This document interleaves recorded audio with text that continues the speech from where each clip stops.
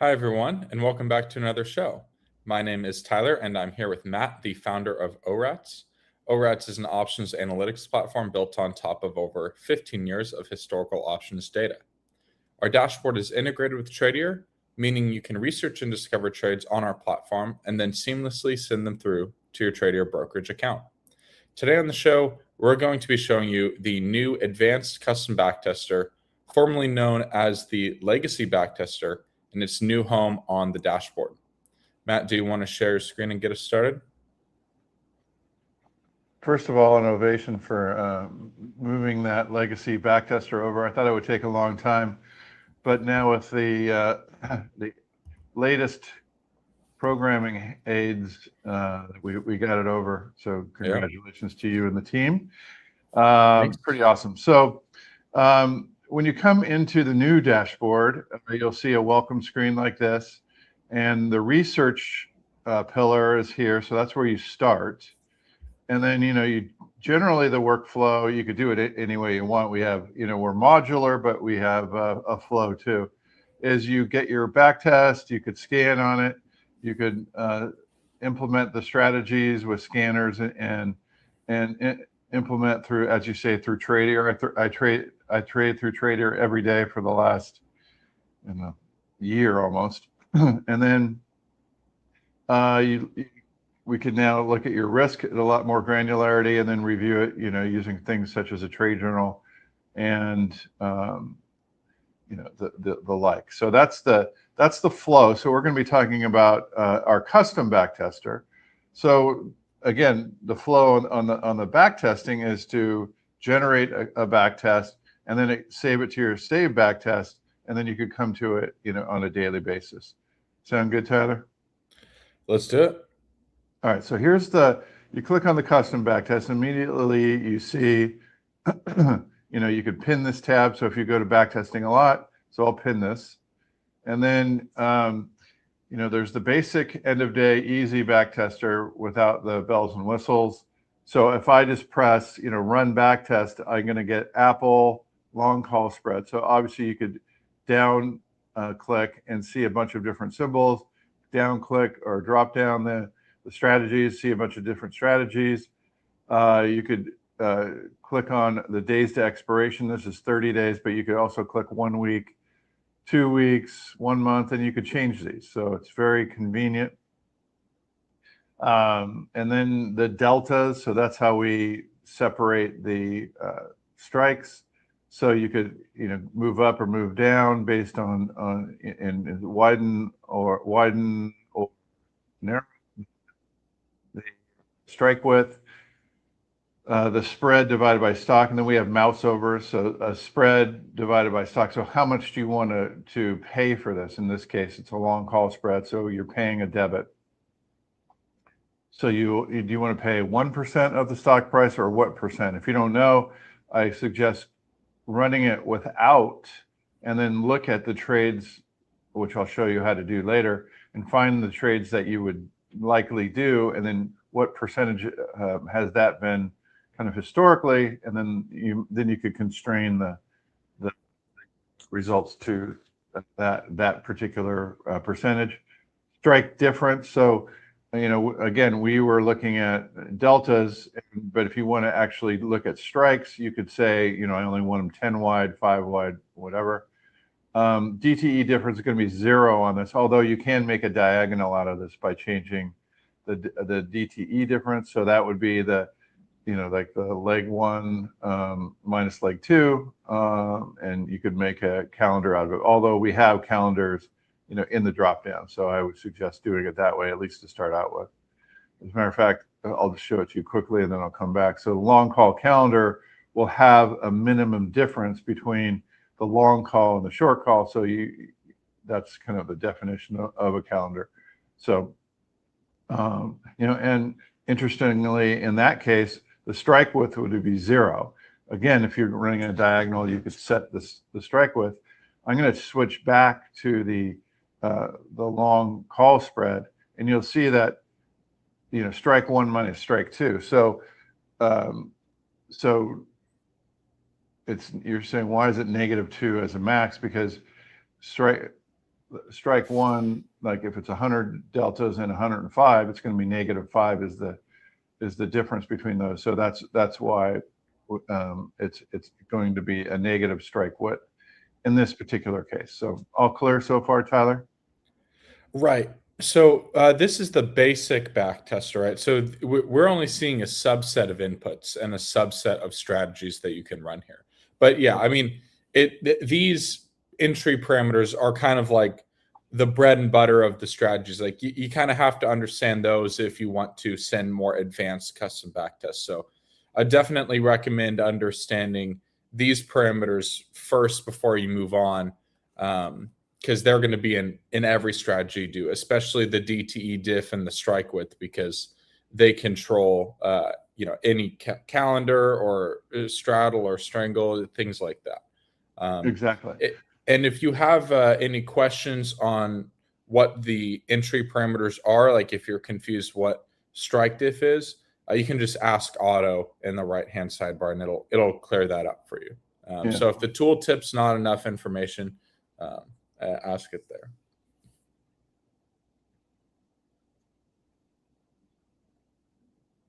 And then if Otto gets a little clunky, just you could clear the chat history, or that's the way. So there's here comes the answer from Otto. So it's a nice.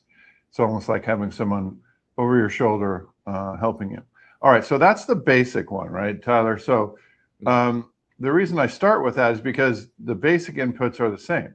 So now when you're in the advanced, you have symbols, you have strategies. We try to make it like, I love how clear it looks here, Tyler. So nice job.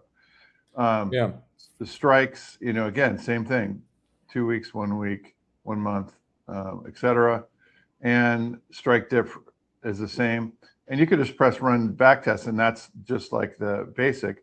However, we've added a lot of parameters, including entry parameters. Most people ask for exit parameters. So let's just go over, we'll start with exit parameters, even though it's number 4. But most people want exit on profit and loss. I mean, that's the big thing that most people want. And the only tricky part here, and it's in the tooltip, is if you're going to exit on a stop loss, we call that a negative, and positive for the profit target. So if you wanted, negative 0.5, so you exit when you've a stop loss of negative 50%. So and then in this case, or 200% profit. That's how you would enter that. And so let's just talk about what these are. I mean, you could always just look at the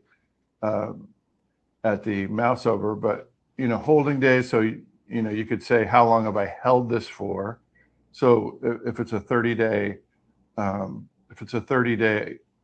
to expiration, you might say, I only want to hold it for 10 days. Or there's another option that's somewhat similar, is I want to exit when it gets to 20 days. So that's another way to kind of do a similar thing for that. And then exit on the spread constraint. So so this is just some basic thresholds of the entire spread. This is the absolute delta of the spread. We have a strike difference, when the trade price divided by the strike. So that's a very good thing. So, if if the price with the spread is such, $5 wide spread, for example, and there's only 5 cents left, or drops below 5%, then you might want to get out. So that's a little bit more advanced, but that's a good place. Or just an absolute spread you could put in here, like with 5 cents, get out. And then there are, strike triggers as well that you could put in, like, leg 1 absolute delta, or leg 1 out of the money percentage is between X and Y. So, you could see how you could start to really drill down. And then there are also date triggers. So we could also say, well, I want to get out before earnings, or you could have an earnings trade where you get in the entry parameters, you get in before earnings and then you get out after earnings. So this is really powerful for that type of system Tyler. Anything else on the exit parameters? No, yeah, I mean, that makes a lot of sense. I like that you started with the profit and loss because that is the most asked question. And yeah, it's a little bit confusing with the decimals there, but I think people get it. Yeah, but that's why that's why you do a mouse over. So you want to, Right. it also gives you a lot more flexibility there. Okay, so let's look at the entry parameters here. So, you could set the start date. So you could go all the way back to 2007 and set the end date, or we set it automatically for when we update the database. And then entry days. So the entry days is sometimes misunderstood. So entry days is, I think, one of the more important things for setting a back test to overlap. So like you might, instead of only having one trade on and then when it exits, then you put another trade on, you would put one trade on and then put another trade on and then another trade. So you have 3 trades on at the same time. And so entry days can help you do that. So in this case, where there are 30-day DTE, you might set, I don't know, like 1 day or 3 days or 5 days to kind of consistently enter a trade. So that's a real interesting thing. Expiration type, you could use monthly only, like if you don't want to trade the weeklies, and now there are a lot more weeklies coming out as they add more expiration, so you could avoid those because some of those are very illiquid when they start. And so we'll talk about how to eliminate some illiquid names in a bit.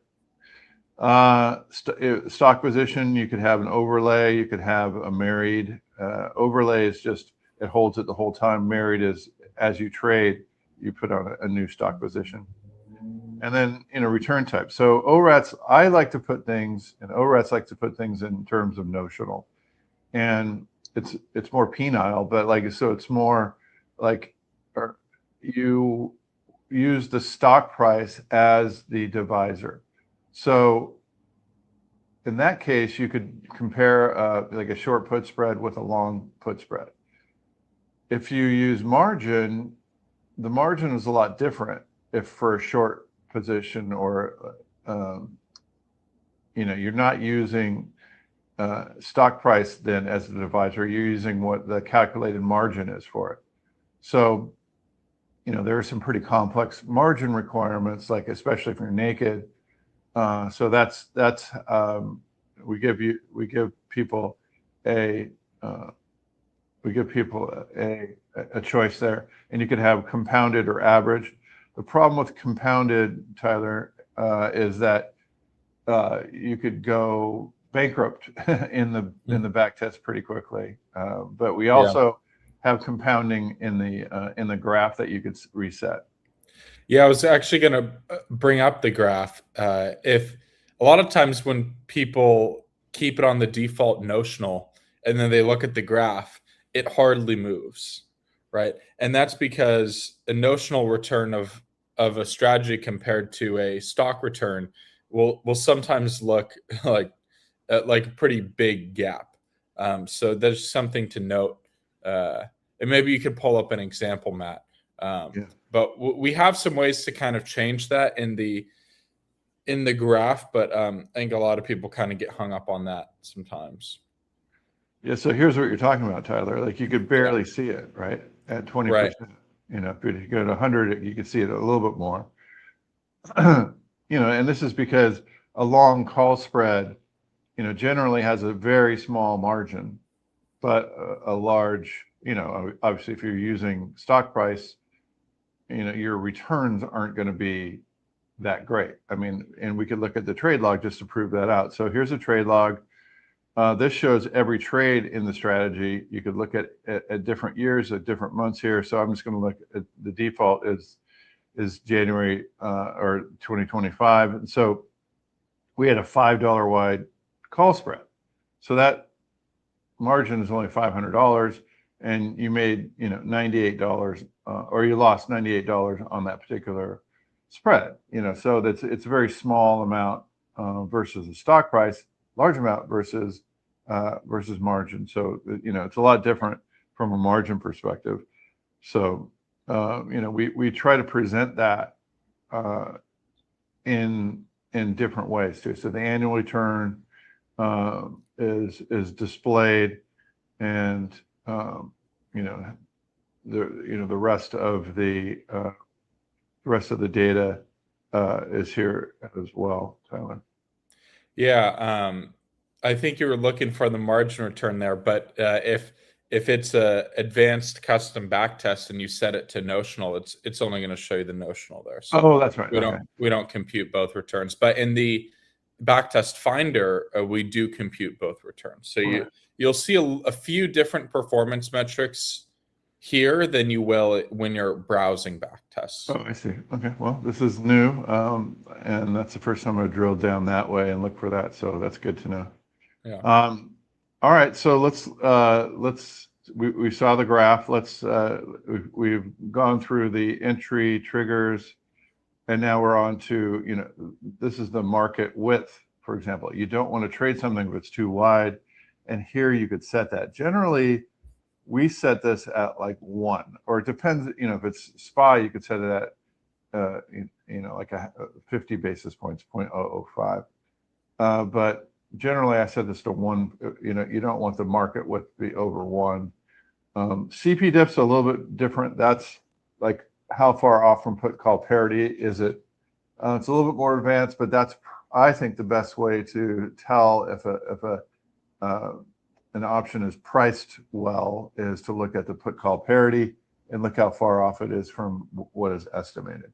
And in this case, I would just set like a 2% put call parity, 1% max width, and then you have some much more liquid prices.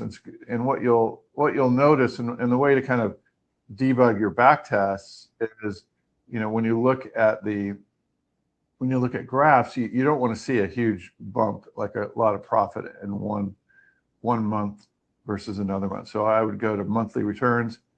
So there's, and so, we had a big monthly return in April of 2020. Well, that's expected because the market went down a lot, but you don't want to see like a big, like a big blip in your graph, because that might indicate that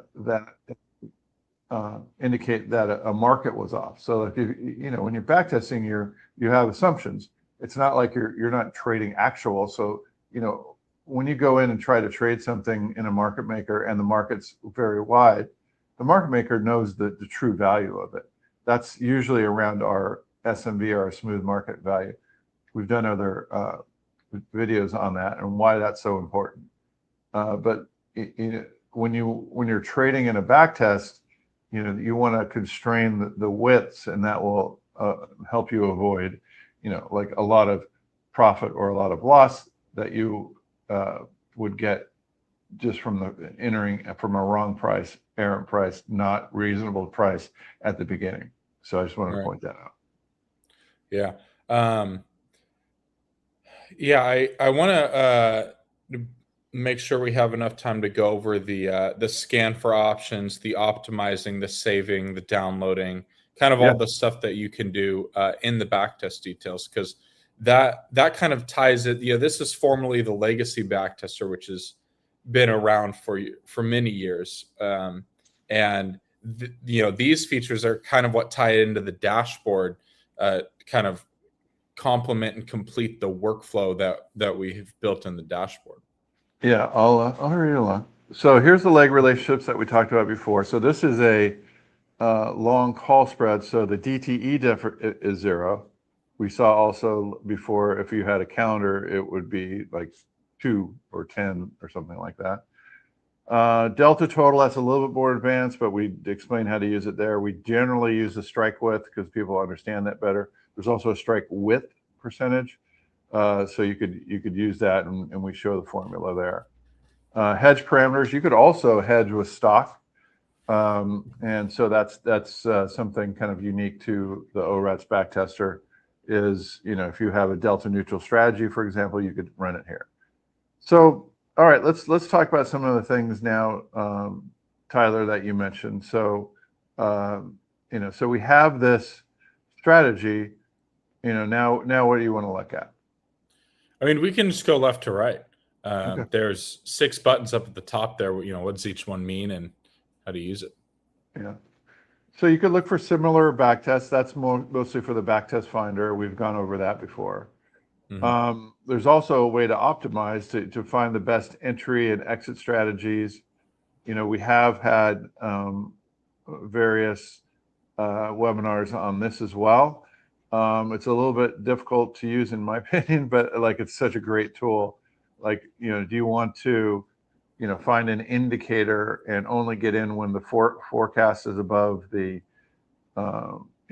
implied volatility? So there's a lot of things that you could set here and go test those. Again, I don't want to get too far into the optimizer here. So, yeah, just to clarify, the optimizer has about 100 ORATS indicators.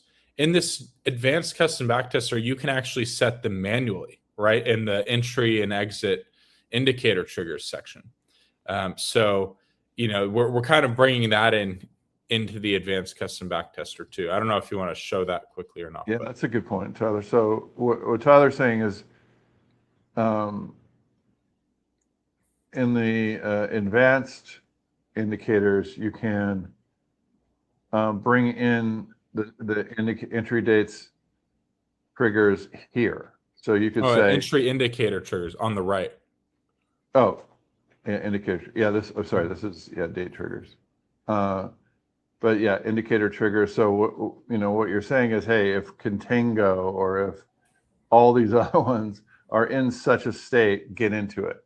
And then conversely, if all those things are in a state, then you exit at a certain time. So maybe I think that's its own show right there. So we'll just mention it here and then kind of show people how to use that in a different show. How about that, Tyler? Yeah, sounds good. Okay. All right. So let's go back to a back test.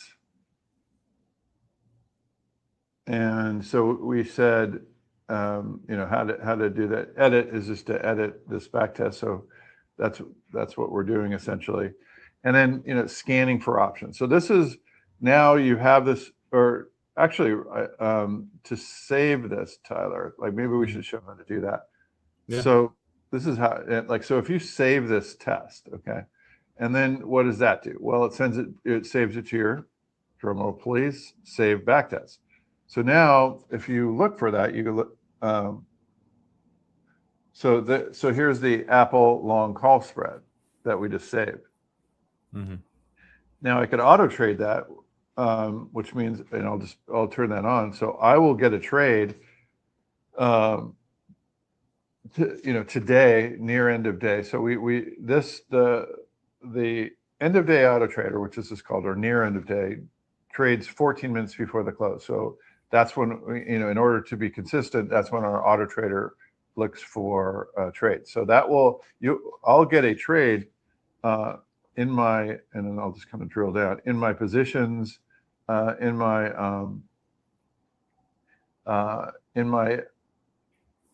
ORATS paper trading auto trade account. This will go in today. So, and then we'll monitor it, and you could look at it and see how well you're doing. So the point is to be able to see, does the forward testing match the back testing, which is a very powerful tool that you could use here. Anything else on that, Tyler?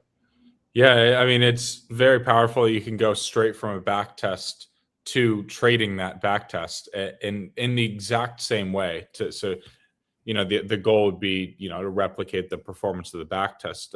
But right, we're going to have ways to see the future versus the past. It's going to be really cool.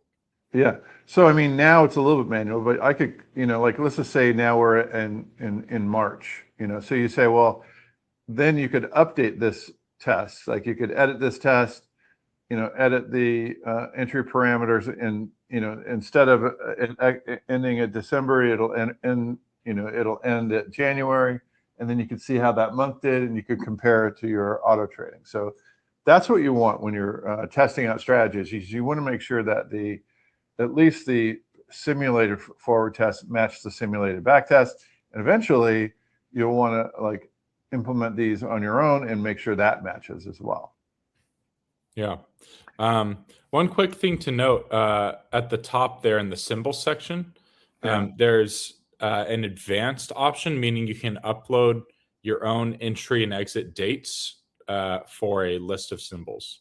So this is a highly requested feature. It was formerly in the legacy backtester, and it's if you already have set your entry and exit dates, and that's what you want to backtest. It's a fixed set of dates, then you can upload them here. Yeah, and that's, again, if you have our data API, or if you have your own way of identifying, and there's a myriad of ways to do that right now. You could, we in our help sections, we show, examples of this. So, I would encourage you to, if you have your own signals, you could then use it with any type of strategy that you have here. So it's very good. All right, so we're almost done with the buttons for this. So let me just go here. And now you could download all of your all of these tests and open it in Excel. So it's strategy output, strategy trades, and you could see all the trades that you made, which is really neat. Now you could start to manipulate those on your own in a CSV, in a program, or in Excel, or something like that. So very cool. So that's I think a good overview, Tyler, of the advanced. Again, you go to backtest, you go to custom backtester. So the advanced custom backtester, those are, you can see it's quite a bit of things. And what is this, Tyler? This looks like intraday to me. Yeah, so that's our next thing we're coming out with, is with the ability to trade intraday, 0 DTE tests, or just regular tests where you trade intraday, and it'll check things intraday. And we also have, of course, the symbols and all that. So we're going to tease that, and then so we're going to come out with the next webinars, or we might talk about the entry and exits, and then the next webinar after that might be the intraday, or maybe we'll do auto trading. And so there's a lot that we're going to be coming out with. So make sure you subscribe and like this video, and leave a comment. What is your favorite feature, and what feature is missing, or and we read all the comments. So make sure you comment below. I like that. Well, yeah. What's your favorite feature? Yeah, that's great. We'd love to hear it. Yeah. As always, if you guys have any questions, definitely try asking the Auto AI chatbot in the dashboard first, and then ask us at support@orats.com if you have any remaining questions. Subscribe to try out the new advanced custom backtester and all the new tools we're coming out within the next few weeks. Thanks for the great show, Matt, and Trader for hosting. We'll see you guys again next week. Thanks, Tyler.